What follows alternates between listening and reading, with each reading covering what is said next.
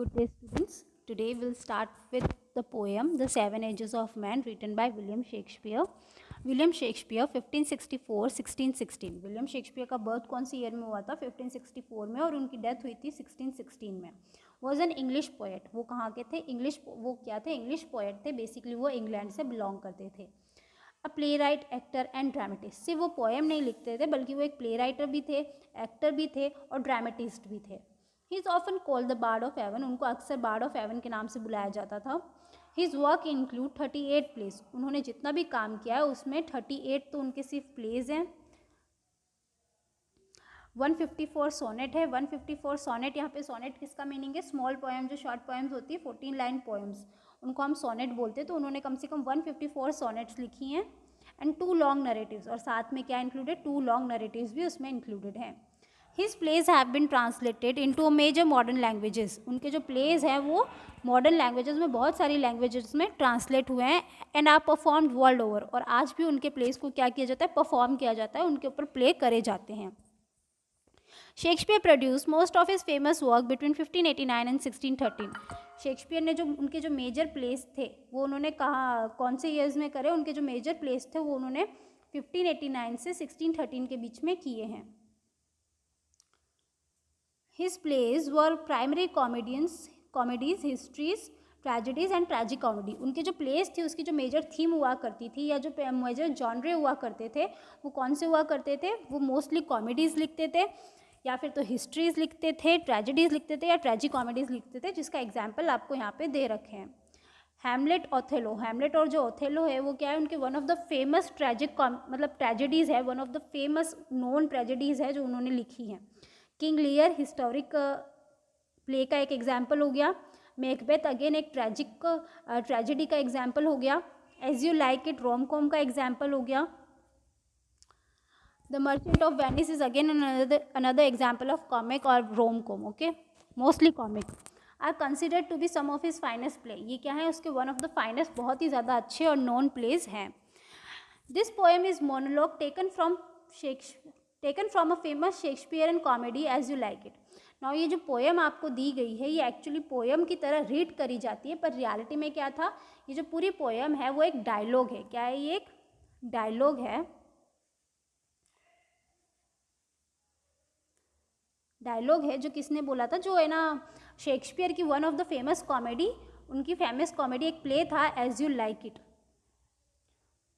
As you like it, उसमें से ये डायलॉग लिया गया है. डायलॉग भी क्या है? ये मोनोलॉग है. मोनोलॉग क्या होता है? Monologue is a long dialogue spoken by the person to speak its mind and it is not get disturb और इंटरप्ट बाय एनीवन एल्स. यानी कि मोनोलॉग में क्या होता है? एक लंबी सा डायलॉग होता है जिसमें जो बोलने वाला होता है वो अपने व्यूज़, अपने विचार हमको बताता है और उनको कोई भी इंटरप्ट नहीं करता है या कोई भी उनको डिस्टर्ब या बीच में उनको रोकता नहीं है. तो ये भी क्या है? ये जो पोएम है वो एक मोनोलॉग है, एक बड़ा सा डायलॉग है जो उनके play as you like it में से लिया गया है. It is spoken by melancholy Jaques. अब ये जो डायलॉग है वो एक्चुअली किसने बोला था? जैसा कि हमने कहा ये क्या है? एक मोनोलॉग है जो एज यू लाइक इट में बोला गया था. और वो किसने बोला था? मेलनकॉली जैकस ने बोला था. मेलनकॉली मतलब क्या होता है? Sad.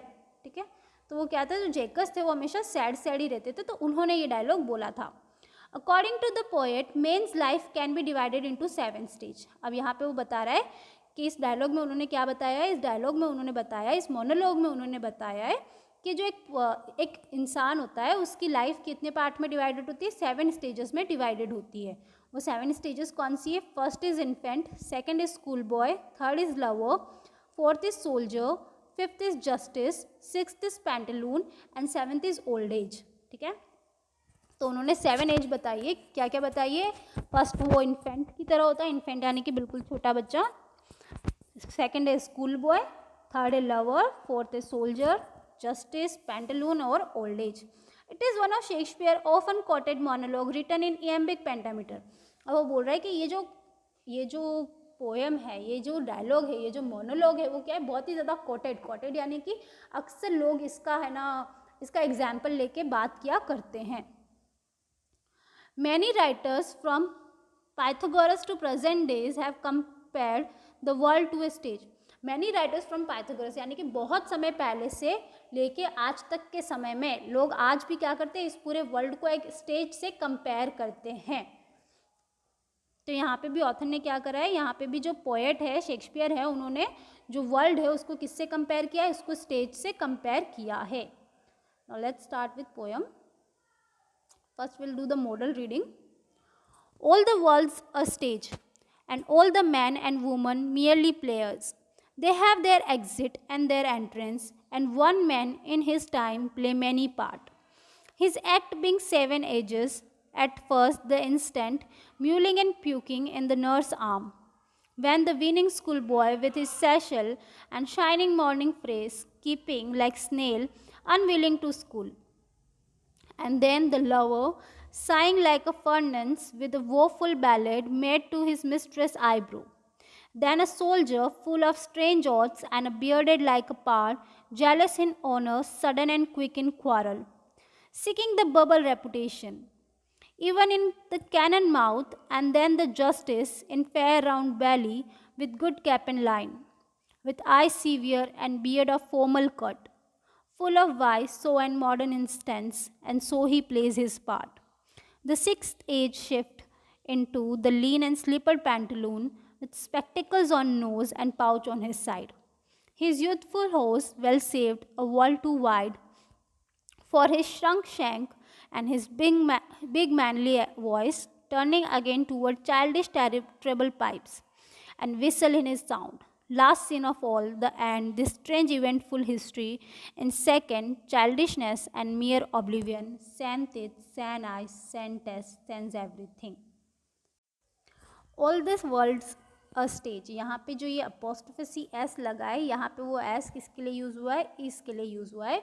All the world is a stage. जो पोएट है विलियम शेक्सपियर है, उनका मानना है कि ये पूरा वर्ल्ड क्या है, एक स्टेज है, एक प्लेटफॉर्म है, एक मंच है। And all the man and woman merely players. और यहाँ पे जितने भी मैन और वुमेन है, जितने भी लोग हैं, वो क्या है, मियरली प्लेयर्स है। मियरली यानी कि जिनकी कोई इंपॉर्टेंस नहीं होती, अनसिग्निफिकेंट, ठीक है। तो यहाँ पे क्या है, जितने भी मैन एंड वुमन है वो क्या है, प्लेयर्स है। प्लेयर्स यानी कि एक्टर और एक्ट्रेसेस हैं, ठीक है, एक्टर और actresses. They have their exit and their entrance. और क्या होता है, जिस तरह से प्ले के अंदर क्या होता है, हर किसी का अपना एक एंट्री होता है, हर किसी का एक एग्जिट होता है, वैसे ही हम ह्यूमंस का, हम इंसानों का, हम मैन एंड वुमन का भी क्या होता है, इस लाइफ में उनकी एक एंट्री होती है, उनकी एक एग्जिट होती है। And one man in his time plays many part. और एक इंसान उसके टाइम में, टाइम यानी कि उसकी लाइफ में, ठीक है, टाइम यानी कि यहाँ पे क्या मीनिंग है, लाइफ। तो वो बोल रहा है कि one man in his time, कि एक इंसान अपनी ज़िंदगी में प्लेज मैनी पार्ट, बहुत सारे पार्ट यानी कि रोल, अपनी ज़िंदगी में बहुत सारे रोल वो प्ले करता है। तो बेसिकली यहाँ पे ऑथर क्या कह रहा है, बेसिकली यहाँ पे जो हमारे पोएट है विलियम शेक्सपियर, वो हमको ये कह रहे हैं कि जो हमारी लाइफ है वो क्या है, एक प्ले की तरह, एक ड्रामा की तरह है।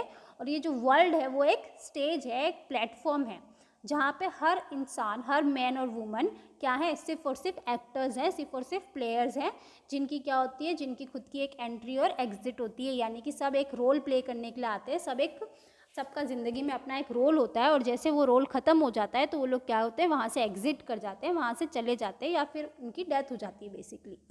And one man in his time plays many part. और जैसे क्या होता है, एक इंसान अपनी ज़िंदगी में बहुत तरीके के रोल, बहुत तरीके के पार्ट प्ले करता है। He acts begin 7 ages at first the infant. His acts begin being in 7 ages, यानी कि वो क्या बता रहा है, वो बता रहा है कि हिज एक्ट्स यानी कि वो जो उसकी लाइफ है वो किस में डिवाइडेड है, उसकी लाइफ जो है वो 7 पार्ट्स में, 7 स्टेजेस में, एजेस यानी कि स्टेजेस, ठीक है, 7 स्टेजेस में डिवाइडेड है। At first the infant, first stage कौन सी हो गई, फर्स्ट स्टेज हो गई इन्फेंट की, INFANT, इन्फेंट, ठीक है। At first the infant, mewling and puking in the nurse arm. Mewling का क्या होता है, म्यूलिंग का मतलब होता है क्राइंग। म्यूलिंग का क्या मीनिंग होता है, म्यूलिंग का मीनिंग होता है क्राइंग सॉफ्टली, ठीक है। जो हम धीरे धीरे से, बच्चे जब नवजात शिशु होते हैं ना, जो बोर्न होते हैं, जो धीरे धीरे से रोते हैं, उनकी बात करिए। एंड प्यूकिंग, प्यूकिंग का मतलब होता है वॉमिट करना, इन nurse arm.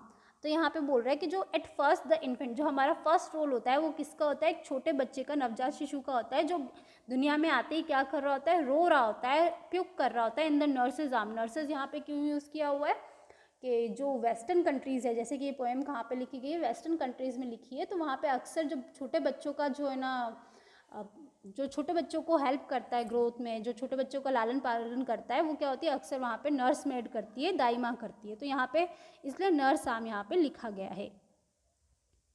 Then the whining school boy, अब यहाँ पे क्या कर दिया, यहाँ पे सेकंड पॉइंट बता दिया कि सेकंड जो एज है उसकी वो किसकी है, स्कूल बॉय। विनिंग, विनिंग यानी कि जो हमेशा कंप्लेन करते हैं ना, रोते रोते जिनको कंप्लेन करते हैं उसको हम बोलते हैं विनिंग। तो यहाँ पे एक स्कूल बॉय है जो क्या कर रहा है, रोते रोते कंप्लेन कर रहा है विथ हिज सैशल, सैशल यानी कि बैग। तो वो किस चीज़ की कंप्लेन कर सकता है, एक स्कूल बॉय किस चीज़ की कंप्लेन कर सकता है, स्कूल ना जाने की। तो यहाँ पे भी क्या हो रहा है, then the whining school boy के एक सेकंड स्टेज में क्या होता है, वो स्कूल में आ जाता है, जहाँ पे वो क्या करता रहता है, विन करता रहता है, रोता रहता है। And shining morning face creeping like a snail, जिसका सुबह में फेस जो होता है वो क्या कर रहा होता है, शाइन कर रहा होता है, चमक रहा होता है, but creeping like a snail, लेकिन क्या कर रहा होता है, बिकॉज उसको कहाँ नहीं जाना होता है, उसको स्कूल नहीं जाना होता है, इसलिए वो क्या कर रहा होता है, उसके पैर बहुत धीरे धीरे चल रहा होता है, लाइक अ स्नेल, बिल्कुल स्नेल की तरह। यहाँ पे क्या यूज़ हुई है, यहाँ पे फिगर ऑफ स्पीच यूज़ हुआ है, जिसको हम बोलते हैं सिमिली। सिमिली क्या होता है, simile when you compare thing with the words such as like and as, जब भी आप किसी दो चीज़ को किसकी सहायता से, with the help of like या एस की मदद से जब आप किसी दो चीज़ को कंपेयर करते हैं तो उसमें सिमिली आता है। तो यहाँ पे वो क्या कर रहा है, यहाँ पे वो जो स्कूल बॉय है उसके चलने की स्टाइल को किससे कंपेयर कर रहा है, स्नेल से कंपेयर कर रहा है। अनविलिंगली टू स्कूल, अब क्या बोल रहा है यहाँ पे, बेसिकली वो हमको बोल रहे हैं कि जो सेकंड स्टेज है वो स्कूल बॉय की स्टेज है, जो क्या कर रहा है, जो रो रहा है, जो कंप्लेन कर रहा है कि उसे क्या नहीं जाना, स्कूल नहीं जाना, लेकिन फिर भी जब उसको स्कूल जाना पड़ता है तो वो जैसे तैसे धीरे धीरे बिल्कुल एक स्नेल की तरह अनविलिंगली स्कूल की तरफ जा रहा है। And then the lover sighing like a furnace with a woeful ballad, again यहाँ पे क्या आया है, अगेन यहाँ पे भी लाइक आया है, अगेन यहाँ पे भी क्या यूज हुई है, सिमिली यूज हुई है। देन द थर्ड स्टेज, अब यहाँ पे क्या आ चुकी है, यहाँ पे थर्ड स्टेज आ चुकी है, जो किसकी है, एक लवर की स्टेज है। Sighing like a furnace with a woeful ballad made to his mistress eyebrow, अब यहाँ पे वो एक बता रहा है कि हम कौन से स्टेज में आ गए, एक लवर की स्टेज में आ गए। साइंग लाइक अ फर्नेस, जो उसमें जो जोश है वो किसकी तरह है, फर्नेस की तरह है, यानी कि फर्नेस क्या होता है, स्टोव्स होता है जो क्या करते हैं, बर्न करते हैं। तो उसका जो लव है वो क्या कर रहा है, बर्न कर रहा है with a woeful ballad made to his mistress eyebrow, वो क्या कर रहा है, वो बैलेड्स गा रहा है, बैलेड्स यानी कि पोएम या सॉन्ग, ठीक है, पोएम या फिर सॉन्ग। और वोफुल क्या होता है, वोफुल होता है सैड। तो वो क्या कर रहा है, अपनी बिलवर्ड के लिए, अपनी लवर के लिए क्या कर रहा है, सॉन्ग्स गा रहा है, सैड सॉन्ग गा रहा है, made to his mistress eyebrow. अब यहाँ पे ये जो लाइंस है वो क्या है, कनेक्टेड है, ठीक है, with the woeful ballad made to his mistress eyebrow. Basically वो क्या कर रहा है, यहाँ पे आईब्रो से क्या मीनिंग है, यहाँ पे मिस्ट्रेस की आईब्रो के फेस की बात हो रही है, उनके लुक्स की बात हो रही है, ठीक है। तो वो क्या कर रहा है, वो अपनी मिस्ट्रेस को याद करके, उनके फेस को याद करके, उनकी ब्यूटी को याद करके sad ballad, sad poem, sad songs गा रहा है। Then a soldier, full of strange oath and bearded like a pard, jealous in honor, sudden and quick in quarrel, seeking the bubble a soldier। अब यहाँ पे क्या बोल रहा है, वो फोर्थ स्टेज पे आ गया है। फोर्थ स्टेज कौन सी है, सोल्जर की स्टेज है। सोल्जर यानी कि अब वो मैच्योर हो चुका है, काफ़ी उसमें समझदारी आ चुकी है। जो फोर्थ स्टेज है वो उसकी सोल्जर की स्टेज है, ठीक है। Soldier full of strange oath, strange oath से यहाँ पे क्या मतलब है, ओथ यानी कि कसमें होना, कसमें खाना होता है, ठीक है। तो वो बोल रहा है कि जो सोल्जर है जो क्या करता है, फुल ऑफ स्ट्रेंज ओथ, यानी कि वो अपने ऑनर के लिए, अपने सम्मान के लिए क्या करता है, कसमें खाता है। वो डिसाइड करता है कि वो क्या करेगा, आगे बढ़ेगा, क्या करेगा, अपनी ज़िंदगी में कुछ हासिल करेगा, तो उसकी वो क्या करता है, कसमें खाने लगता है। एंड बियर्डेड लाइक अ पार्ड, पार्ड यहाँ पे किसके लिए यूज़ हुआ है, पार्ड यानी यहाँ पे लियोपार्ड के लिए यूज़ हुआ है। लियोपार्ड, PARD, उन्होंने क्या किया, लियोपार्ड का सिर्फ पार्ट यूज़ किया है। अगेन यहाँ पे क्या है, अगेन यहाँ पे सिमिली का यूज़ हुआ है। बियर्डेड लाइक लियोपार्ड, यहाँ पे ऐसा नहीं होता है कि लियोपार्ड के बहुत बड़े ज़्यादा है ना हेयर्स होते हैं, पर यहाँ पे उसको क्या किया, उसके एटीट्यूड से कंपेयर किया गया है, ठीक है। जैसे ना लियोपार्ड का एटीट्यूड होता है ना, जो कभी भी पीछे नहीं हटते, फुल ऑफ करेज होता है उनमें बहुत ज़्यादा, तो यहाँ पे उसको भी उससे कंपेयर किया गया है कि वो अपने ऑनर के लिए, जेलस इन ऑनर, यानी कि वो अपने ऑनर के लिए क्या कर सकता है, कुछ भी करने के लिए रेडी रहता है। तो bearded like an pard jealous in honour, jealous in honour यानी कि एक सोल्जर के लिए सबसे ज़्यादा इंपॉर्टेंट क्या होता है, उसका सम्मान होता है, ऑनर होता है। और क्या होता है, जेलस इन ऑनर यानी कि वो सम्मान पाने के लिए वो क्या कर सकता है, कुछ भी कर सकता है। Sudden and quick in quarrel, अब ये जो एज होती है वो इनकी ऐसी एज होती है जिसमें वो क्या करते हैं, अपने सम्मान को प्रोटेक्ट करने के लिए, अपने ऑनर को प्रोटेक्ट करने के लिए, वो अपनी बात को प्रूफ करने के लिए क्वारल यानी कि झगड़े से भी दूर नहीं रहते, उससे क्या होता है, बहुत ही जल्दी झगड़ा करने लग जाते हैं। Seeking the bubble reputation, seeking यानी कि ढूंढना, बबल क्या होता है, जो बबल्स बनते हैं है ना सोप के या पानी के, उनकी जो लाइफ स्पेन होती है वो क्या होती है, बहुत ही छोटी होती है। तो यहाँ पे भी जो बबल से मीनिंग है वो क्या है, शॉर्ट है, शॉर्ट या मोमेंट्री,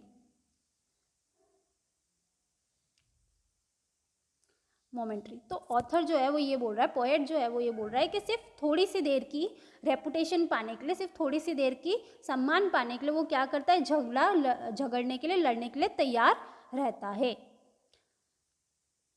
तो बेसिकली यहाँ पे ऑथर हमको क्या कह रहे हैं कि जो सोल्जर की जो एज होती है वो क्या होती है, वो है ना अपने ऑनर के लिए ये जो एज होती है उसमें इंसान क्या करना चाहता है, अपने आप को प्रूफ करना चाहता है, अपने आप की एक ऑनर, अपने आप की एक रेस्पेक्टेबल इमेज, एक रेस्पेक्टेबल जगह बनाना चाहता है।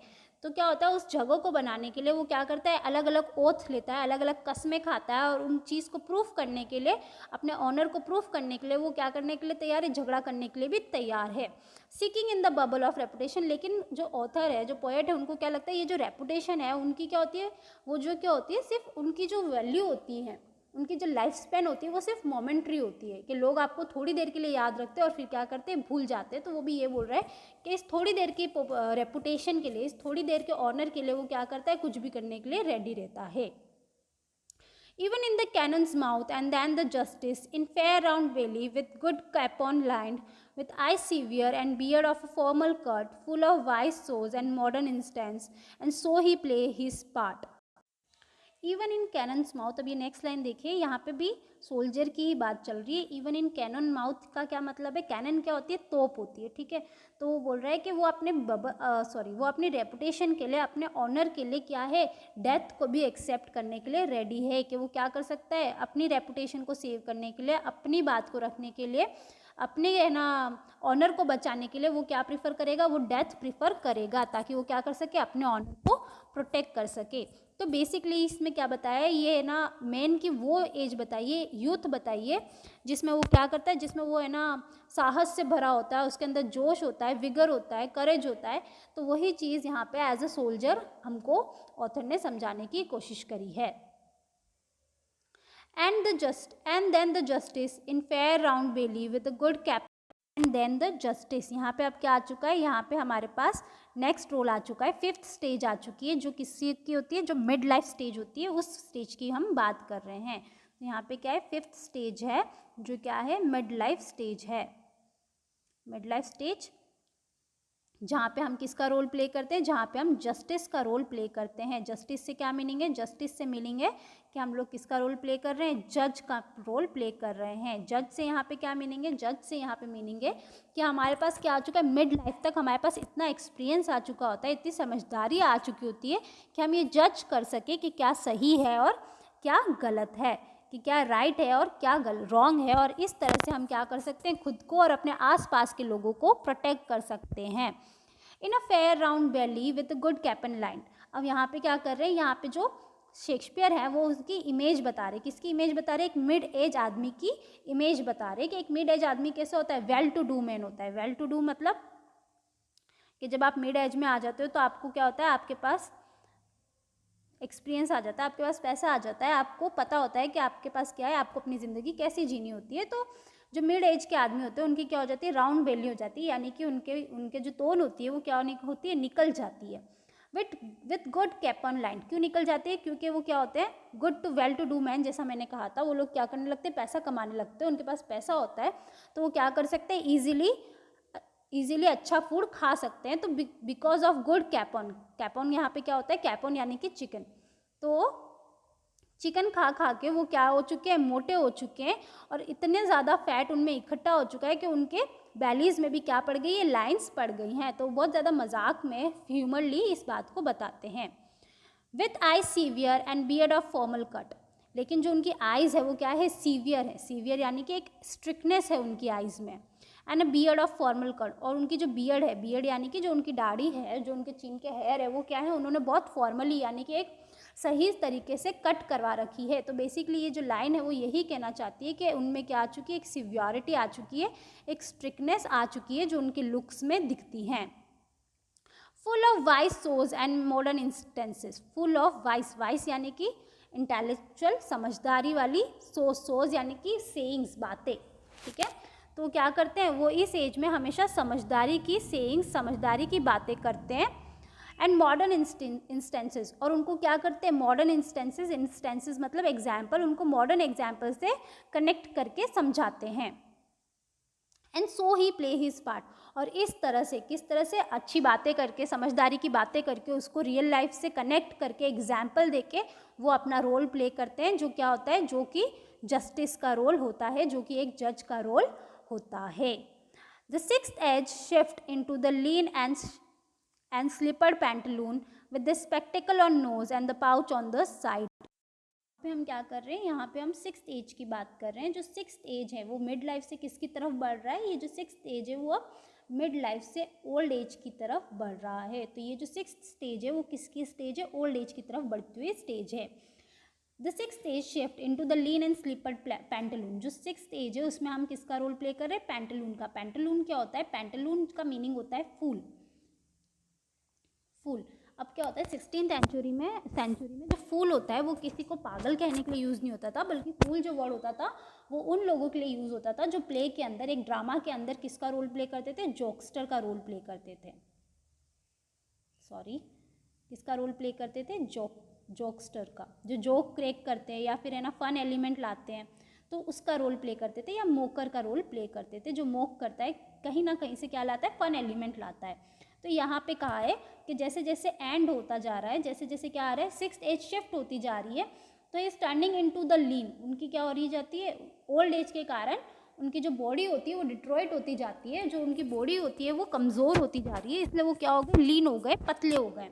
एंड स्लीपर्ड पैंटलून, और उन्होंने क्या पहन रखा है, स्लीपर पहन रखे हैं, और वो पैंटलून्स की तरह, यानी कि अब क्या हो चुकी है, ओल्ड एज में वो अपने लुक्स के ऊपर या अपने ना कपड़ों के ऊपर ज़्यादा ध्यान ना देते हुए वो क्या पहनते हैं, चप्पल पहन के निकल जाते हैं और एक फूल की तरह, एक जोक्स्टर की तरह लगते हैं। With spectacle on nose and pouch on the side, अब उनके हाथ में क्या है, उनके हाथ में उनके नोज पे क्या है, स्पेक्टेकल्स है, स्पेक्टेकल्स यानी कि चश्मे हैं, नंबर के जो चश्मे होते हैं उनको हम स्पेक्टेकल्स कहते हैं। तो बोल रहे हैं कि उनके नोज पे क्या है, स्पेक्टेकल्स है, ओल्ड एज के कारण उनकी आंखें क्या हो गई है, वीक हो गई है और उनको चश्मे लगाने पड़ रहे हैं। And pouch on side, pouch on side का क्या होता है, यहाँ पे दो मीनिंग है, ठीक है। जो फर्स्ट मीनिंग है वहाँ पे उसका मतलब लिटरल मीनिंग है कि उनके पास क्या है, एक छोटा सा पाउच है जिसमें वो क्या करते हैं, वो सारी चीज़ें रखते हैं जो उनको क्या हो, ज़रूरत हो, ताकि वो क्या ना करे, उनको भूले नहीं। और जो सेकंड है वो इनका ये कहना है शेक्सपियर का कि उनके चेहरे पे तो स्पेक्टिकल्स लगे और उनके नोज़ के जस्ट साइड में क्या लटक रहे, पाउच, पाउच यानी कि जिस तरह से वो पाउच की टोकलियाँ लटकती हैं उस तरह से उनकी जो चेहरे की स्किन है, उनके जो चेहरे की चमड़ी है वो ओल्ड एज होने के कारण क्या हो चुकी है, लटक चुकी है। अब वो जो स्किन है उसमें जवानी जैसी टाइटनेस या जवानी जैसी उनकी स्किन नहीं रही है, यूथ जैसी उनकी स्किन नहीं रही है, ओल्ड एज की वजह से उनकी स्किन क्या हो गई, लटक चुकी है, जो एक पाउच की तरह दिख रही है। His youthful horse well served a world too wide. His youthful horse, horse यानी कि clothes, तो वो बोल रहे हैं उनके जो जवानी के कपड़े थे, उनके जो यूथ के कपड़े थे, वेल सेव, जिनको उन्होंने बचा रखा था, अ वर्ल्ड टू वाइड, लेकिन वो कपड़े अब उनके लिए क्या है, बहुत ही ज़्यादा बड़े हो चुके हैं, वो कपड़े अब उनके फिट नहीं आते। वर्ल्ड टू वाइड यहाँ पे क्या यूज़ हुआ है, यहाँ पे हाइपरबोल यूज़ हुआ है, सॉरी, हाइपरबोल की स्पेलिंग क्या है, HYPERBOLE, ना व्हाट इज हाइपरबोल? हाइपरबोल क्या होता है? जब आप किसी बात को बड़ा चढ़ा के बोलते हो तो हम उसको हाइपरबोल कहते हैं।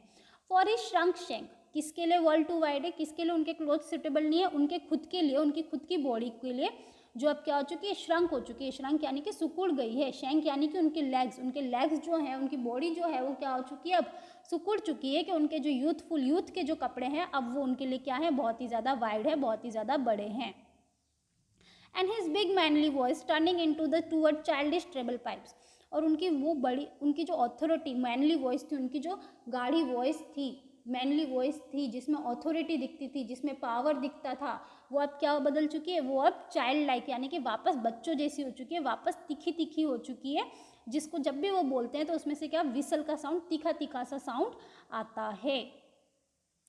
Last scene of all, the end, that end this strange eventful history in second childishness and mere oblivion, sane teeth, sane eyes, sane taste, sane everything. The last scene. अब हम किस पे आ चुके हैं? लास्ट यानी कि 7th स्टेज पे आ चुके हैं हम लोग। 7th स्टेज पे आ गए, जो क्या है? लास्ट सीन, यानी कि हमारी लाइफ का जो आखिरी सीन होता है, आखिरी दृश्य होता है, उस चीज़ की यहाँ पे बात कर रहे हैं। तो 7th क्या है? लास्ट सीन है हमारी लाइफ का। That and this strange eventful history, जो लास्ट सीन होता है वो क्या करता है? हमारी हिस्ट्री यानी कि हमारी लाइफ की जो हिस्ट्री रही है, हमारी लाइफ में जो भी रहा है, उस हिस्ट्री की जितने भी स्ट्रेंजफुल इवेंट यानी कि जितनी भी अजीब गजीब घटनाएं, इवेंट्स यानी कि क्या होती है? घटनाएं।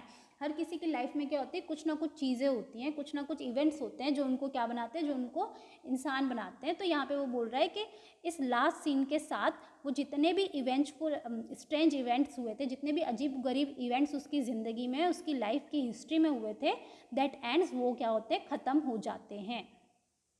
इस सेकेंड चाइल्डनेस एंड मियर ऑब्लिवियन, ये जो एज होती है वो क्या कहा जाता है? दूसरा बचपन कहा जाता है।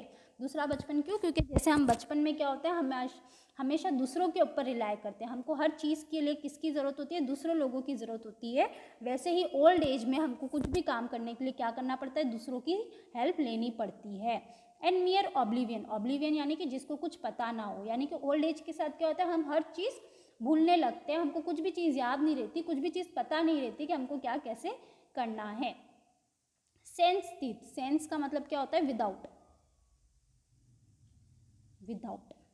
तो बोल रहे हैं without teeth, without eyes, without taste, यानी कि क्या होता है? ओल्ड एज में ना तो हमारे पास दांत रहते हैं, ना हमारे पास आइज़ रहती है। आइज़ का मतलब ना तो हमारे पास अच्छी आई साइट रहती है, हम आँखों की रोशनी खोने लगते हैं। सेंट टेस्ट यानी कि हमारे मुंह में कोई स्वाद नहीं रहता। और दूसरा जो मीनिंग होता है यहाँ पे टेस्ट का, कि किसी चीज़ में इंटरेस्ट नहीं रहता। ठीक है। सेंस एवरीथिंग, और इसी तरह हम क्या करते हैं? इसी तरह हम पूरी चीज़ों को लूज कर देते हैं, हर चीज़ हमारे से दूर हो जाती है। तो इस तरह से विलियम शेक्सपियर ने बताया है कि जो एक इंसान होता है वो किस तरह से 7 स्टेजेस से गो थ्रू करता है। इन्फेंट सबसे छोटा, जब वो क्या करता है? रोता रहता है, और अपनी नर्स के उसको किसने पकड़ रखा होता है? एक नर्स ने पकड़ रखा होता है। एक स्कूल बॉय की लाइफ, जहाँ पे वो क्या कर रहा है? जहाँ पे वो स्कूल नहीं जाना चाहता और धीरे धीरे चल रहा होता है। एक लवर की लाइफ, जहाँ पे उसमें क्या होता है? एक विगर होता है, एक जोश होता है, जो वो क्या करना चाहता है? विगर और जोश नहीं, लवर की लाइफ होती है जिसमें वो क्या कर रहा है? लाइफ को एंजॉय कर रहा है, अपनी बिलवर्ड के लिए पोएम्स लिख रहा है, सॉन्ग्स लिख रहा है। फिर होती है सोल्जर की लाइफ, जहाँ पे वो अलग अलग कस्में खाता है, जहाँ पे वो अपने ऑनर के लिए, अपने रेपुटेशन के लिए कुछ भी करने के लिए तैयार होता है। उसके अंदर करेज होता है, विगर होता है, जोश होता है, जील होती है। फिर उसके बाद आता है रोल ऑफ जस्टिस, यानी कि इस मिड एज आ जाती है, जिसमें आपको क्या होता है? इतनी सारी चीज़ें आप देख चुके होते हो कि आप में क्या आ जाता है? एक्सपीरियंस आ जाता है, जिससे आप क्या जज कर सकते हो? जिससे आप गुड और बैड में जज कर सकते हो। आप में क्या आ जाती है? एक स्ट्रिक्टनेस आ जाती है, आप में एक इंटेलेक्चुअल आ जाता है, इंटेलिजेंस आ जाती है, जिससे आप क्या कर पाते हो? वाइस, समझदारी की बातें कर पाते हो, और लोगों को अच्छे अच्छे इंस्टेंसेस से, अच्छे अच्छे एग्जाम्पल से अपनी बात समझा पाते हो। और लास्ट स्टेज आती है, नहीं 6th स्टेज आती है, ओल्ड एज आ जाती है, जिसके अंदर आप क्या होते हो? आपकी जो हालतें हैं, आपकी जो तबीयत है वो बिगड़ने लगती हैं, आपकी जो बॉडी है वो गिव अप करने लग जाती है, आप पतले हो जाते हो, आप अपने कपड़े तक नहीं पहन पाते हो, आप फूल की तरह लगते हो, स्लीपर्स बिना ध्यान दिए अपनी ज़िंदगी जीते हो।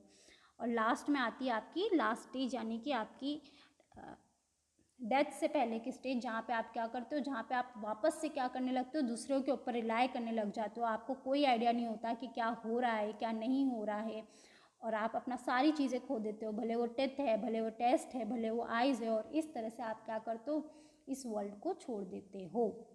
So this was the poem the 7 ages of man written by William Shakespeare. Thank you.